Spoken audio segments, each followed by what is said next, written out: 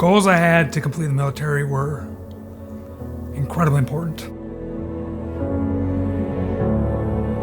And the fact that I couldn't achieve those goals was devastating. I didn't know who I was without the Navy. A few years ago, I went in for some medical tests and I found out that I was diagnosed with diabetes. When that happened, I was immediately disqualified from submarine service because of the complications that come with the disease and having medicine at sea. And then one day it was just over.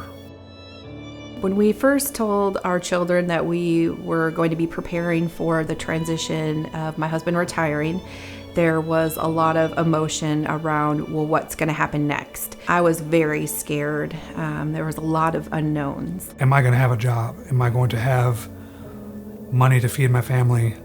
I knew how to be on a submarine and how to do the nuclear power job, but that was it. How do I market myself in an industry that I've never been in, which is the entire civilian industry?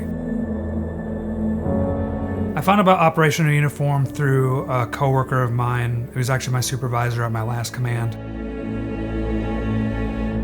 This program changed my life from the moment I stepped in that door. For the first time, I really understood my husband not just as a man in the Navy, but as a person who had dedicated his life to a job. And ONU showed us that he could be something more.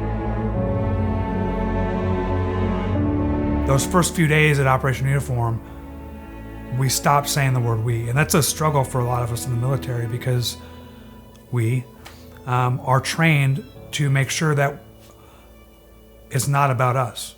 They stressed the importance of I and said, well, what are you bringing to the table? What do you do? Who are you? And I didn't know the answer. I didn't know who I was. Those walls and the barriers that he had, they were starting to fall away.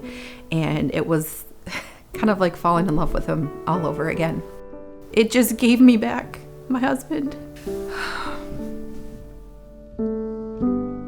I was changing like every other day. And every time I come back, I would have a little bit more confidence.